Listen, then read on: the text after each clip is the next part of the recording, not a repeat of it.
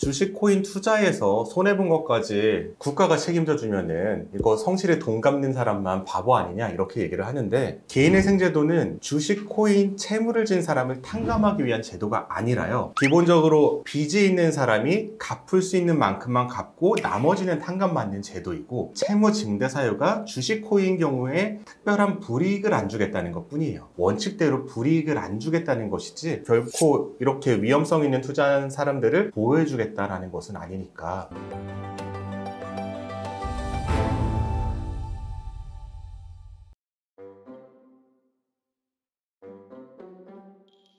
요새 미국발 이 주식 시장이든 코인 시장이든 굉장히 뜨거운데 또 핫해졌죠. 그렇죠. 근데 25년에 들어서 좀 주식이나 코인을 개인회생에서 바라보는 좀 관점이 좀 어떤가요? 기본적으로는 서울회생법원이 취한 태도가 조금 확장되는 것 같아요. 지방법원에서도 가급적 주식 채무도 청산가치에 안 넣는 쪽으로 가고 있는 것 같아요. 왜냐하면은 이제는 주식하는 사람들이 너무나 많아졌어요. 예전에 서울회생법원이 실무준칙을 정하기 전, 그러니까 코로나 이전에는 주식하는 사람들이 굉장히 적었어요. 지금보다 훨씬 적었는데, 너무 많은 사람들이 주식 투자를 하다 보니까 이거를 단순히 사행성 행위로 해서 개인회생 제도에서 외면하기에는 사람들이 너무 많아진 거죠. 그래서 지방법원 같은 경우에도 점점 청산가치에 안 넣는 쪽으로 돌아오고 있다. 하지만 일부 지방법원, 일부 회생위원, 일부 판사님들은 여전히 강경하게 하고 있지만 대세는 청산가치에 안 넣는 쪽이다, 이렇게 생각을 하면 될 것 같아요. 그러면 다른 모든 지역들이 다 그렇게 한다고 봐야 되는 건 아니지 않나요?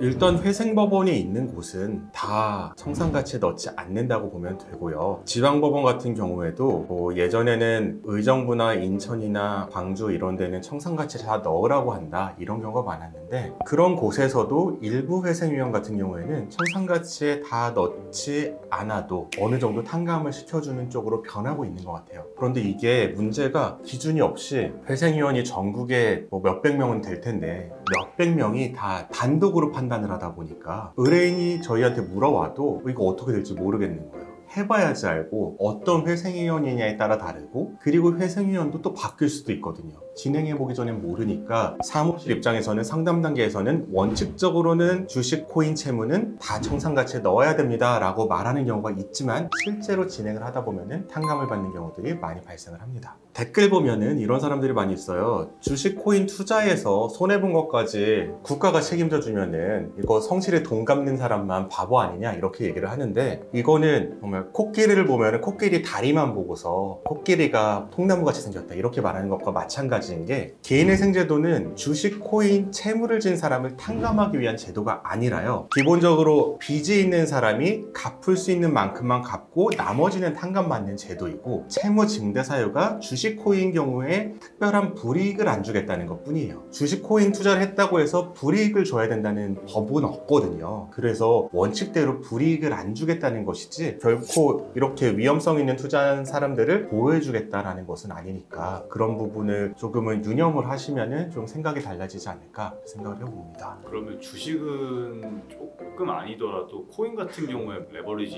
이런 거 하는 사람들 손실을 뭐 엄청 크게 보잖아요. 그쵸. 그럼 약간 좀 표면적으로 질문 드렸을 때 얼마까지 손실을 좀 보전을 받을 수 있나요? 손실 보전이요? 손실 보전이라는 게 사실 말이 안 되는 거고, 좀 단순화시켜서 내가 1억의 채무가 총 채무고 1억을 다 투자를 해서 전액 손실을 봤다. 그런데 이 사람이 개인회생에서 최대 탕감을 받는다. 그러면은 300에서 500만 원 정도만 변제하고 나머지는 다 탕감을 받을 수도 있어요, 이론적으로는. 그런데 여기에 대해서 법은 이렇지만 문제실 삼는 회생위원들이 많고 판사님들도 많고 이제 사람들도 많은 거죠. 이런 거예요. 똑같이 1억 채무가 있는데 어떤 사람은 생활비로 쓰다가 채무를 졌어요. 이 사람은 95%까지 탕감을 받을 수가 있어요. 그런데 주식 코인 투자를 해서 똑같은 채무를 진 사람을 그 이유를 구분해서 차별을 할 것이냐, 이 문제인 거고, 사실은 신용회복위원회 워크아웃에서는 이 사유를 보지 않거든요. 사유를 보지 않는 게 맞고요. 그래서 개인회생에 있어서만 채무 증대 사유를 보는 게 과연 합당한가, 이 부분에 대한 질문인 거죠.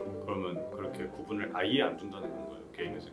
네, 개인회생도 구분을 아예 안 두는 것이 원칙입니다. 그것을 구분을 두고 싶어서 지금 법 개정을 시도하는 거고, 그리고 부산회생법원 같은 경우에는 실무준칙에서 사행성 채무 같은 경우에는 변제 기간을 늘리도록 한다, 이런 내용도 넣고 있는데, 현재 법 체제 하에서는 구분을 두면 안 돼요. 그럼 사행성 채무라는 거에 주식 코인도 들어가는 건가요? 안 들어가죠. 주식 코인은 투자로 보고 사행성이라는 건 가치 판단인데 사실 누가 보면 사행성이고 누가 보면 사행성이 아닐 수도 있어요. 그런 거는 사행성이 아닌 걸로 봐야죠. 국가에서 사행성이라고 못 박은 도박 같은 경우에는 사행성이라고 못 박을 수가 있는데 주식 코인은 그 사람의 위험 감수 성향에 따라서 사행성일 수도 있고 아닐 수도 있으니까 기본적으로 아니라고 봅니다.